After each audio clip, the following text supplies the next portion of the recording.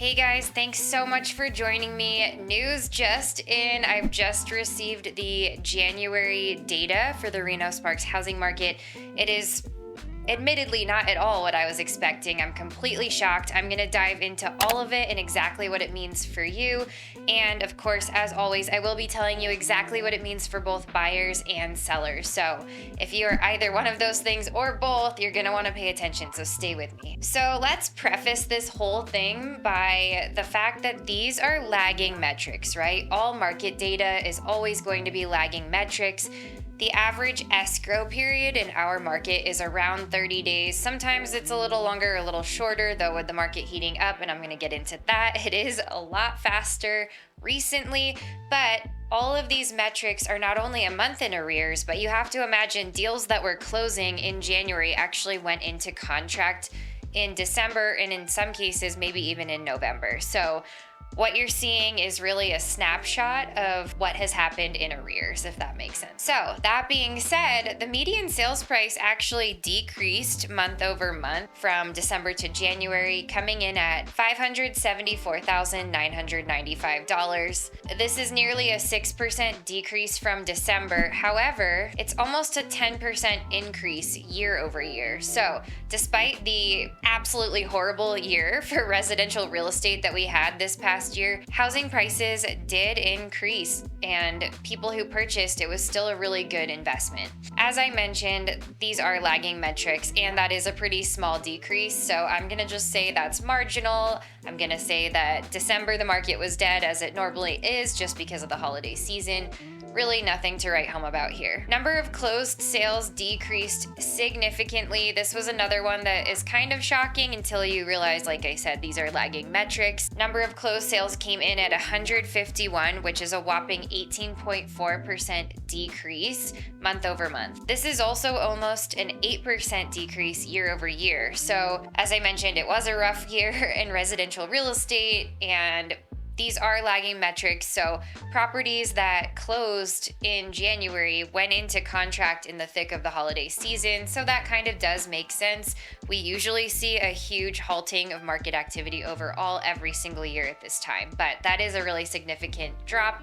I think if you watched my last video, I was predicting that at the end of January we would see a lot more going on, and I can tell you that on the ground here, that is exactly what's happening.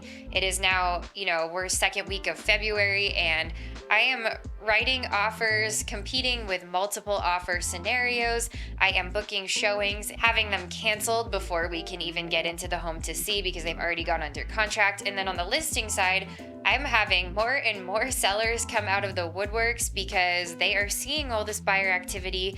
It's honestly starting to feel a bit like the pandemic craze, even though interest rates are nowhere near what they were at that time. It's just like a light switch has turned on and the market is alive. The next huge change was median days to contract. If you weren't aware, this metric tells you the median amount of time that properties are sitting. So from the time that a property is listed on MLS to the time it gets an offer accepted and goes under contract. This number decreased by almost 23%, which means that properties were, even though there weren't a lot of them and there wasn't a lot of market activity, the properties that were sitting on the market were moving much faster in January, or at the closeout of January, I should say, coming in at a median of 35 days. Properties are moving so fast. I actually just wrote an offer tonight for some buyers, and the property had only been listed for 4 hours. So that should tell you how quickly things are beginning to move here. Percent of list price received, this barely changed. This came in at 98.5%. This is less than 1% higher than it was month over month, and only 0.9% higher than it was year over year. Really nothing to report there. And overall, housing prices are continuing to rise. Let's talk about the median price per square foot. This is the sold price per square foot, not the listed, so it's important to pay attention to that difference. This came in at $316 per square foot. This really has not changed much month over month. It was only a 0.3% increase. However, year over year, it's nearly a 7% increase, so that is significant and does kind of echo what I just said. Housing prices are continuing to increase, even in the terrible market that we've had for the past year. property values are still accruing. Number of new listings. I think this one takes the cake for biggest change month over month. This number increased by 50%, coming in at 191. That's huge. That means inventory is on its way up. Keep in mind though that even though there's more inventory, there are also a lot more buyers now than there were even a few weeks ago, it feels like. So even though there are more listings to choose from, they seem to be a lot more competitive. Like I said, I'm seeing multiple offer scenarios. I'm seeing bidding wars, believe it or not, and I think that is just gonna continue. I think we are coming into a piping hot seller's market.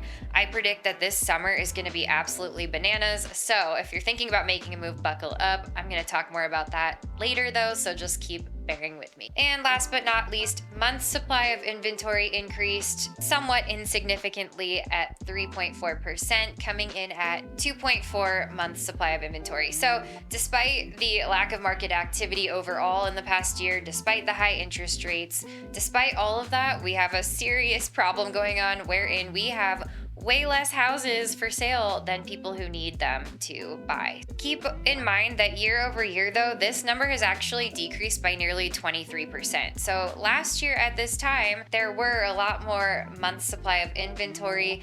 We're starting to get into this hot climate again wherein there's just a lot more competition. So what does this mean for buyers and sellers? If you are thinking about buying, it is go time, you guys. It's game face on. It is having your financials in order. It's having your pre-approvals ready. If you can get your loan pre-underwritten, that is a huge plus because it strengthens your offer. So you could put down a larger earnest money deposit. That's probably going to be the most meaningful. Also a larger down payment though, at the end of the day, whether it's financed or all cash, the seller is going to get their money. If you're paying cash, you do have the ability to waive the inspection, which is a hard no in my book. If you're working with me, we will not be doing that. I would never advise that.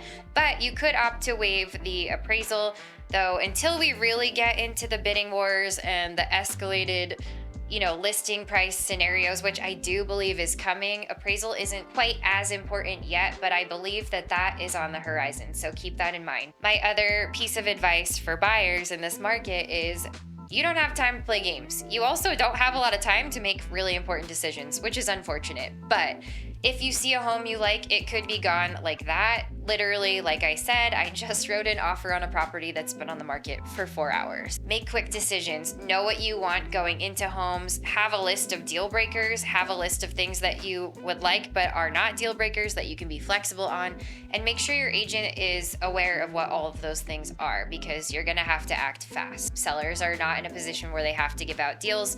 If you can't give them what they're asking for, the next buyer will. If you are a seller in this climate, my advice to you is make your listing shine. Yes, we are seeing multiple offers. Yes, we are seeing a lot more buyer activity and competition. That said, we're also seeing more inventory. So you really want to make sure that your listing shows well. You also want to make sure that you make it easy to show.